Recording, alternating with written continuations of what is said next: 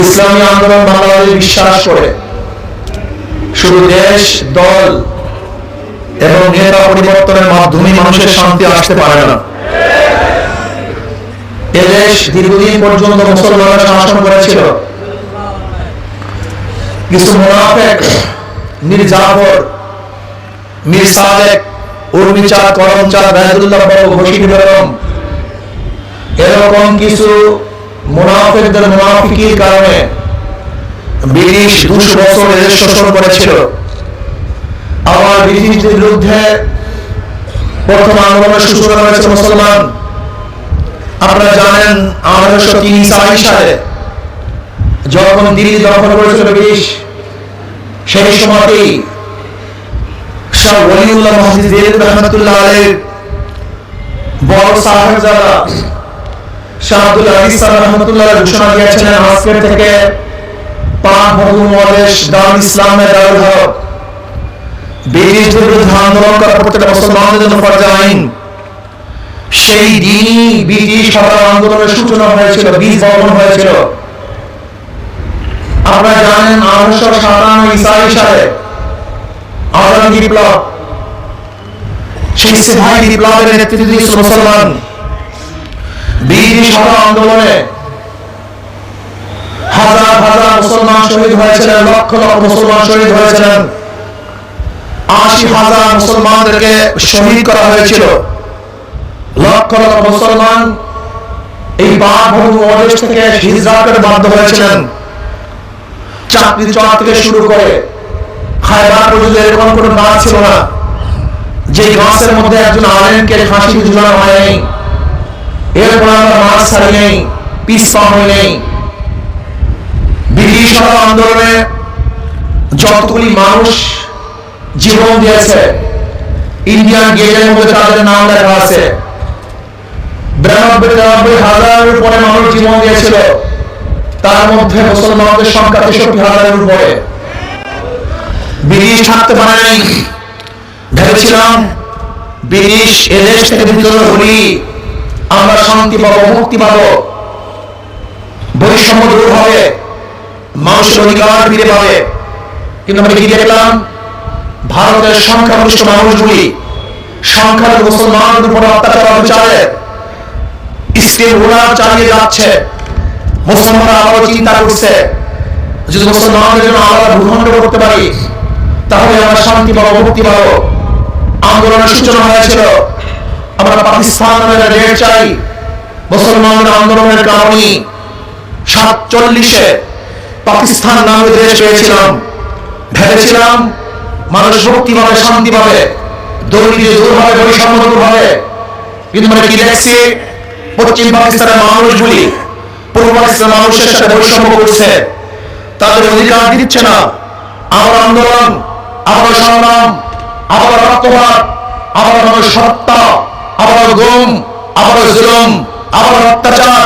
ভেবেছিলাম পিছপা হব না, বাংলাদেশ স্বাধীন করব, মুক্তি পাওয়ার জন্য, শান্তি পাওয়ার জন্য, সাম্য, মানবিক মর্যাদা, সামাজিক ন্যায় বিচার প্রতিষ্ঠা করার জন্য হাজার হাজার মানুষ জীবন দিয়েছিল।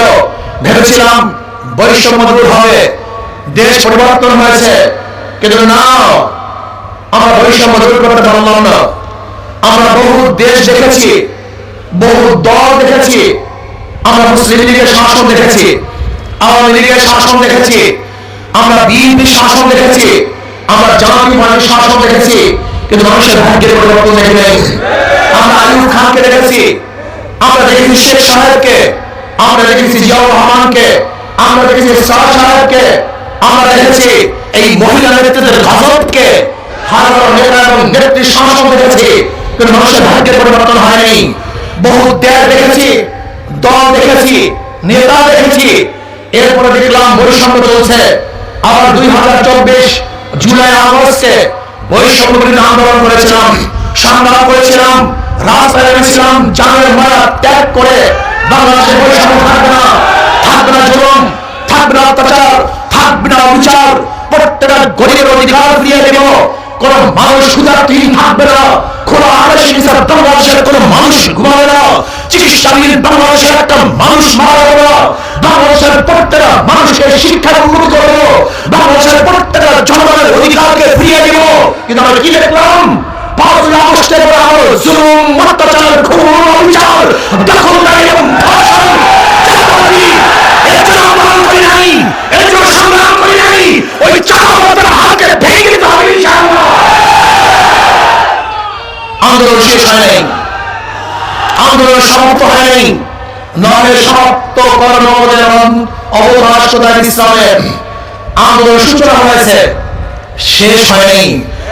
এবার আন্দোলন হবে চাঁদাবাজদের বিরুদ্ধে আন্দোলন, দখলদারদের বিরুদ্ধে আন্দোলন, খুনিদের বিরুদ্ধে আন্দোলন। এবার মানুষের অধিকারকে প্রতিষ্ঠা করার জন্য আন্দোলন হবে ইনশাআল্লাহ। আসুন, যেরকম ঐক্যবদ্ধ হবে ফ্যাসিস্টকে দেশ থেকে তাড়াতে ভারতে বাধ্য করেছিলাম, আমরা ইনশাআল্লাহ ঐক্যবদ্ধভাবে যদি আবারও রাস্তায় নামি, তাহলে চাঁদাবাজদেরকে বাংলাদেশ উৎখাত করতে ইনশাআল্লাহ সক্ষম হওয়ার কোনো সন্দেহ নাই। ঐক্য হবে, এক থাকতে হবে, এক মেজাজ থাকতে হবে। বাংলাদেশের জনগণকে বলবো, আপনারা জানেন জীবনভর আপনাদের মাথায় কাঁঠাল রেখে ওই সমস্ত জালেম, গুন্ডা, বদমাশ কি পরিমাণে টাকা পাচার করেছে আপনাদের ধারণাই নেই। মাত্র 16 বছরে পাচার হয়েছে 28 লক্ষ কোটি টাকা। এক বছর বাদে 7 লক্ষ কোটি, আর পাচার হয়ে গেছে 28 লক্ষ কোটি টাকা। কুড়িগ্রাম ভাষা আপনি জানেন, বাংলাদেশের যত অর্থনীতি, বাংলাদেশের যত মানুষের কাছে যত টাকা, এই পরিমাণের টাকা মাত্র 20 ফ্যামিলির কাছে। 20 ফ্যামিলির কাছে। আপনারা জানেন যে সে দরবেশ বাবা শুধু শিয়া বাজার থেকে আত্মসাৎ করেছে 50,000 কোটি টাকা। আপনি জানেন আজকে এখানে যারা উপস্থিত আছেন প্রত্যেকের মাথার উপরে 1,20,000 টাকার উপরে ঋণ, সবাই ঋণী। এটা কোথায় গেছে? বিগত ফ্যাসিস্ট সরকারের পরিকল্পনা মন্ত্রী কি বলেছেন? বাজেট করে 800 টাকা, গ্রামে পুষে 10 টাকা, 90 টাকায় চুরি হয়ে যায়। বিগত ফ্যাসিস্ট সরকারের প্রেসিডেন্ট কি বলেছেন? প্রতি বছর যেই টাকা দুর্নীতি হয়, এক বছরে যেই টাকা দুর্নীতি হয়, তা দিয়ে প্রতি বছর 2টা পদ্মা সেতু করা যায়। সব টাকা আপনাদের, এই গরিবদের, এই খেটে খাওয়া মানুষদের মাথার ঘাম পায়ে তারা টাকা দিয়ে ওরা চুরি করছে, টাকা দিয়ে অত্যাচার করছে, অবিচার করছে, জুলুম করছে, এই দেশকে বিক্রি করা চক্রান্ত করছে। আজকে ভারতের সাথে যে চুক্তি করেছে, গোলামি চুক্তি, বাংলাদেশের মানুষ স্বাধীন, রক্ত দিতে পারে, জীবন দিতে পারে, গোলামি করতে পারে না। ভারতের সামনে কোনদিন বাংলাদেশের মানুষ মাথা নত করবে না, গোলামি চুক্তি করবে না। আমরা জীবন দেব, রক্ত দেব, মরে যাব, গোলামি করবো না ইনশাআল্লাহ।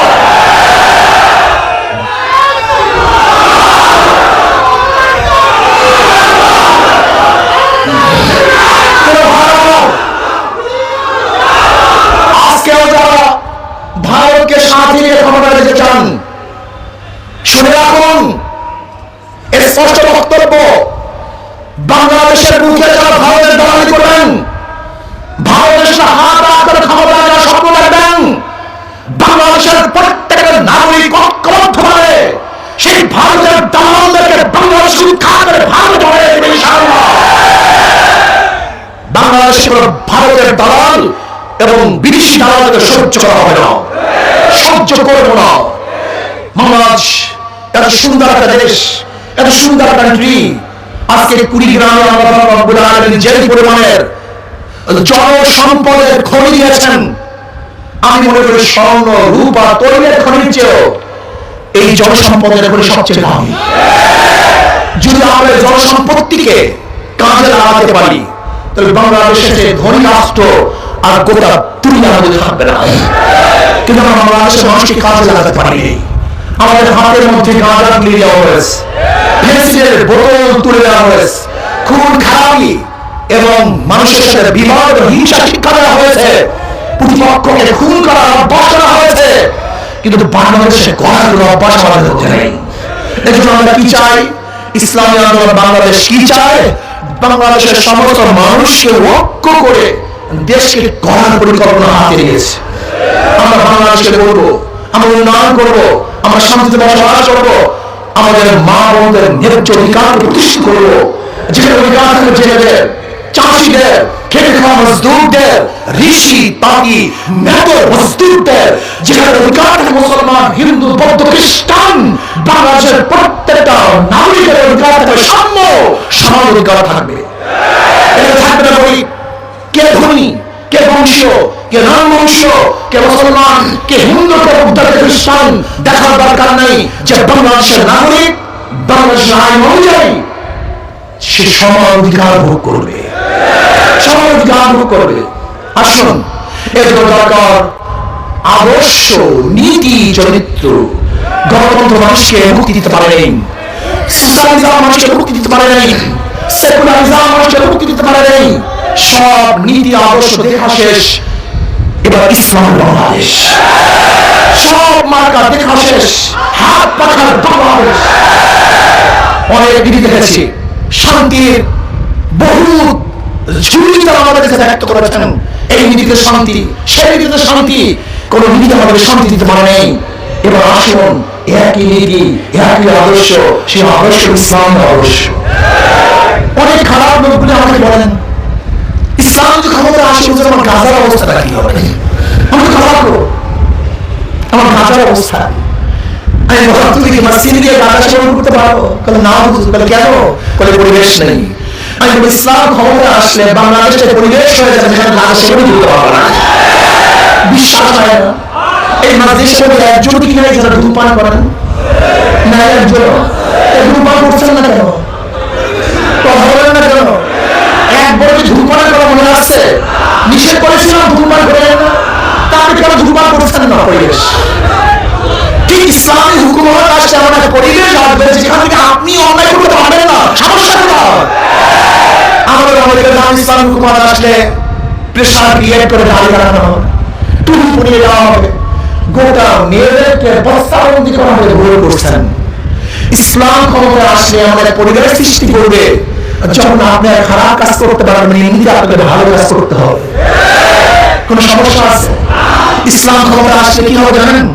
আগামী 10-15 বছরের মধ্যে সমস্ত গরিব গুলি দরিদ্র সীমার উপরে চলে যাবে। বিশ্বাস হয় না? এক উদাহরণ দেই। বর্তমান পুঁজিবাদী অর্থনীতি হলো গরিবকে গরিব বানায়, ধনীকে ধনী বানায়। আপনি ব্যাংকে যাবেন, বলেন ভাই আমাকে 10 লক্ষ টাকা ঋণ দেন, ম্যানেজার বলবে লোন নেওয়ার জন্য মর্টগেজ দেন। আপনি বলবেন আমি তো গরিব, কোথায় মর্টগেজ পাবো? ব্যাংক তো ধনীদের জন্য, গরিবদের স্থানে এখানে নেই। যার আছে ব্যাংক তাকে দেয়, যার নাই ব্যাংক তাকে দেয় না। একজন ধনীকে বর্তমান পুঁজিবাদী অর্থনীতি 4 বার ধনী বানায়। যার 10 লক্ষ টাকা আছে, ব্যাংক তাকে 10 লক্ষ টাকা দেয়। আগে ছিল 1 বার ধনী, ব্যাংক তাকে দিচ্ছে 2 বার ধনী। যাকে দেওয়া হয়েছে তারই লোন মাপ 3 বার ধনী, সুদ মাপ 4 বার ধনী। আর গরিবের প্যাটে 5টা লাথি। আগে 10 লক্ষ টাকা ছিল 1 লাথি, ব্যাংক থেকে দেয় 2 লাথি, তার লোন মাপ হয় 3 লাথি, তার সুদ মাপ হয় 4 লাথি। আর যে বড়লোকদের টাকা মাপ করা হয়েছে, ওই টাকা যদি ব্যাংকে রাখতো, আমি বাংলাদেশের নাগরিক হিসেবে দাবি অবশ্যই আমি ছিলাম। কিন্তু বড়লোককে মাপ করার কারণে গরিবের প্যাটের মধ্যে আরেক লাথি। এর জন্য বর্তমান পুঁজিবাদী অর্থনীতি গরিবকে গরিব বানায়, ধনীকে। আর ইসলামিক গোটা অর্থনীতি গরিবদের জন্য, জাকাত কাদের জন্য, মাল কাদের জন্য, ওষুধ কাদের জন্য, ফিতরা কাদের জন্য, দান কাদের জন্য। ইসলামী গোটা অর্থনীতি গরিবদের। বিশ্বাস করে ইসলামী অর্থনীতি অ্যাপ্লাই করলে আগামী 5-10 বছরের মধ্যে বাংলাদেশে গরিব খুঁজে পাওয়া যাবে। সবাই গরিব সীমানা করেছে, কিন্তু কপালের উপর গরিবের গোষ্ঠী ইসলাম পছন্দ করে। আমি এতদিন জানতাম নিজের ভালো পাগলেও বুঝে, কিন্তু আমাদের দেশের গরিবগুলি এমন পাগল নিজের ভালো বুঝে না। আচ্ছা বলেন তো, চোরের মাধ্যমে চুরি বন্ধ হয়, দুর্নীতি মাধ্যমে দুর্নীতি বন্ধ হয়, খুনির মাধ্যমে খুন বন্ধ হয়, যাদেরকে নেতা বানিয়েছে তারা কালো, ওদের হাতের মধ্যে হাজারো খুনের দাগ, ওদের চরিত্রের মধ্যে হাজারো কালিমা। ওরা সুদখোর, ঘুষখোর, ডাকাত, লম্পট, বদমাশ, সবচেয়ে নিকৃষ্ট ব্যক্তি থেকে নেতা নির্বাচন করছেন। আর দেশকে 1 নম্বর বানাতে চান, মাদার গাছ লাগিয়ে আমরা আশা করা যায় না। তেঁতুল গাছে মিষ্টি ফল হয় না, দুর্নীতি মাঝে মাধ্যমে দুর্নীতি বন্ধ হবে। আসুন না, ইসলামী আন্দোলন বাংলাদেশ কি? ইসলামী আন্দোলন বাংলাদেশের শুরুতেই নাম ইসলাম মানে শান্তি। তাদের মার্কা তার মতো শান্তি, কথা বলে না। যারা নৌকা নির্বাচন করে নৌকা চালাতে পারে না, যারা ধানের শীষ নির্বাচন করে ধান কাটতে পারে না, যারা নাঙ্গল নির্বাচন করে নাঙ্গল বইতে পারে না, যারা কুঠানি নির্বাচন করে কাম ফাটতে পারে না, যারা গরু চালাতে নির্বাচন করে গরুর গাড়ি চালাতে পারে না, কিন্তু যারা হাত পা নির্বাচন করে তারাও চালাতে পারে, যারা করে তারাও চালাতে পারে। ওদের মাধ্যমে ধোকা। নৌকা গরিবদের প্রতীক, ধানের শীষ গরিবদের প্রতীক, নাঙ্গল গরিবদের প্রতীক, কুঠা গরিবদের প্রতীক, লেকিন একজন গরিব না। সব প্রতীক গরিবদের, তিনি নিজে গরিব না।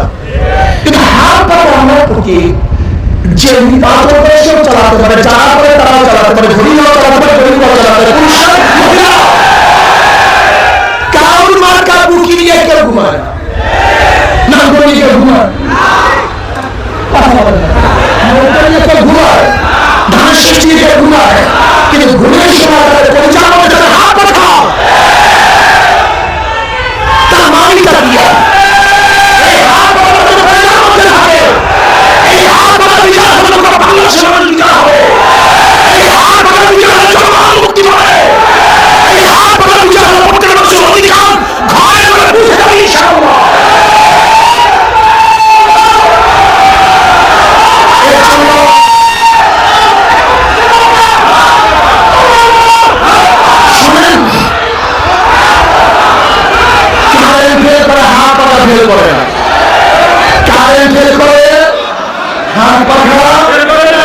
তার মানিটা হলো তাদের কথায় কাজের মধ্যে মিল আছে, কথায় কাজে মিল পাই বিশ্বাস জন্ম নেই।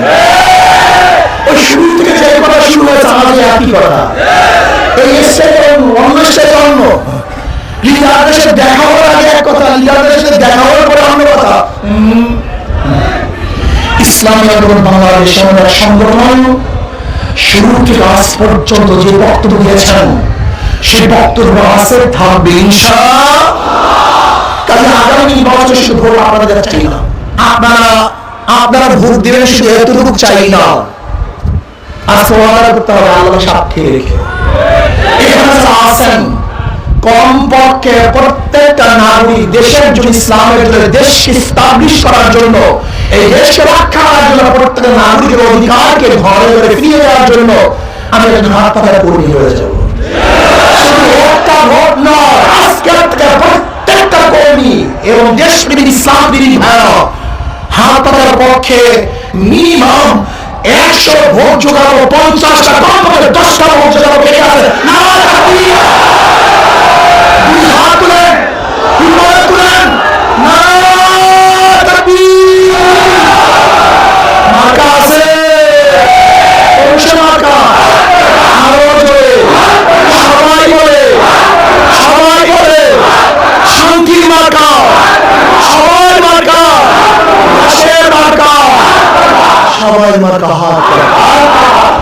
সবাইকে কবুল করে নেন। আগামী নির্বাচনে কুড়িগ্রাম এই জেলা 4টা আসন থেকে যারা হাত পাড়া পুঁটি নিয়ে লড়াই করবেন সেই সেনাদেরকে আমাদের সামনে পরিচয় করে দিচ্ছি। 2 জন সেনা নাই, 2 জন আছে, পরিচয় করে দিচ্ছি। আলহামদুলিল্লাহ।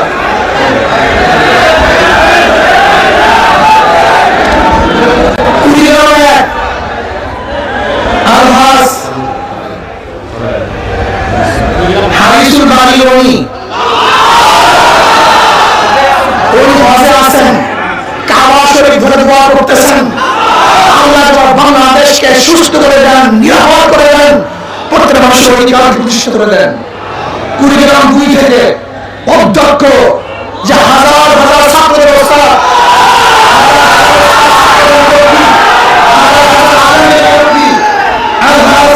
অধ্যক্ষ মাওলানা নূর বক্স সাহেব,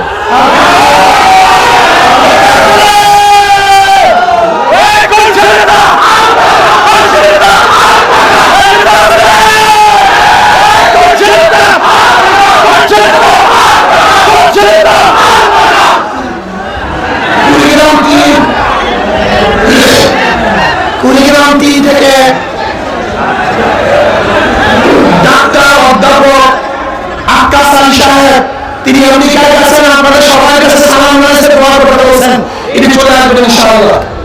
আলহামদুলিল্লাহ। কুড়িগ্রাম 3 ডাক্তার অধ্যাপক আক্কাস আলী সাহেব।